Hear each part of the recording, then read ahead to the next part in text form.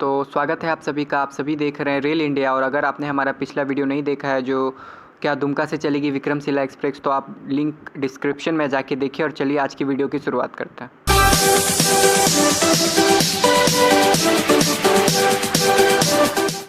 तो आज का टॉपिक आप सभी को पता है, क्या गोड्डा से अब गरीब रथ एक्सप्रेस भी चलेगी। आपको बता दें, निशिकांत दुबे ने हमसफ़र एक्सप्रेस गोड्डा से चला दी है। ये सपना तो साकार कर दिया है, लेकिन उन्होंने गरीब रथ एक्सप्रेस को लेकर भी एक ट्वीट किया था, जिसमें उन्होंने कहा था कि हमसफ़र और गरीब रथ दोनों को ही गोड्डा से चलाएंगे। सबसे पहले आपको उनका ट्वीट भी दिखाएंगे। तो आपको पहले बता दें, जो आनंद विहार से भागलपुर के बीच चलने वाली गरीब रथ एक्सप्रेस है, वो भागलपुर की सबसे महत्वपूर्ण ट्रेनों में से एक है। और ये भागलपुर से दिल्ली के बीच सबसे फास्टेस्ट ट्रेन भी है। आपको यहाँ बता दें, ये भागलपुर की असल राजधानी है।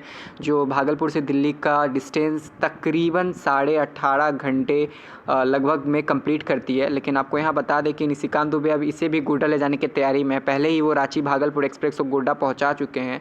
और वहाँ से कई डीएमयू ट्रेन भी चलने वाली है, जिसमें भागलपुर पुड़ैया हाट और दुमका पुड़ैया हाट का एक्सटेंशन गोड्डा तक किया जाना है। इन दोनों ट्रेन को गोड्डा तक किए जाने के बाद और भी कई ट्रेन चलाने का प्रपोज़ल निशिकांत दुबे ने रखा है। आपको सबसे पहले गरीब रथ एक्सप्रेस का जो उनका ट्वीट है वो देख लीजिए। मैं आपके लिए ट्वीट भी पढ़ रहा हूँ। इसके अलावा दिल्ली के लिए गोड्डा से भागलपुर जमालपुर होते हुए हमसफ़र नई गाड़ी तथा आनंद विहार भागलपुर गरीब रथ का परिचालन गोड्डा से जल्द शुरू होगा। आज रेल मंत्री से बात कर तय हुआ। तो ये उन्होंने ट्वीट किया था। और ये ट्वीट उनका आज का नहीं है, मैं बता दूं, सबसे पहले क्लैरिटी दे दूं। ये ट्वीट उनका पुराना है, लेकिन इसमें उन्होंने ये बात ज़रूर रखी थी कि हमसफ़र और गरीब रथ एक्सप्रेस, तो फिलहाल गरीब रथ एक्सप्रेस का परिचालन बंद है। पूरे देश में सिर्फ अभी कुछ ही गरीब रथ एक्सप्रेस चल रही हैं, जिसमें रांची आनंद विहार गरीब रथ एक्सप्रेस और बांद्रा जो दिल्ली गरीब रथ एक्सप्रेस है वो शामिल है। तो भागलपुर से नई ट्रेन तो नहीं मिलेगी, राजधानी चलना मुश्किल है। लेकिन जो भागलपुर की वर्तमान ट्रेनें हैं उससे एक्सटेंशन करके अलग अलग जगह पहुंचाया जा रहा है, जिसमें आपको पहले से ही पता है कि भागलपुर नई दिल्ली वीकली एक्सप्रेस का एक्सटेंशन गोड्डा तक कर दिया गया है। बजाय नई ट्रेन देने के पुरानी ट्रेन का एक्सटेंशन कर दिया गया और उसे हमसफ़र में कन्वर्ट किया गया। रांची भागलपुर एक्सप्रेस का मैंने आपको पहले ही उदाहरण दे दिया। और उसके साथ साथ कवि गुरु एक्सप्रेस जो हावड़ा से जमालपुर के बीच चलती है, उसका भी एक्सटेंशन जमालपुर तक कर दिया गया है। फ़िलहाल जो प्रपोज़ल है उसके हिसाब से इसको अप्रूवल मिल गया है कि अब ये जमालपुर से चलेगी। फ़िलहाल अभी कभी गुरु एक्सप्रेस का परिचालन को हरी झंडी नहीं मिली है और गरीब रथ एक्सप्रेस के भी परिचालन को हरी झंडी नहीं मिली है।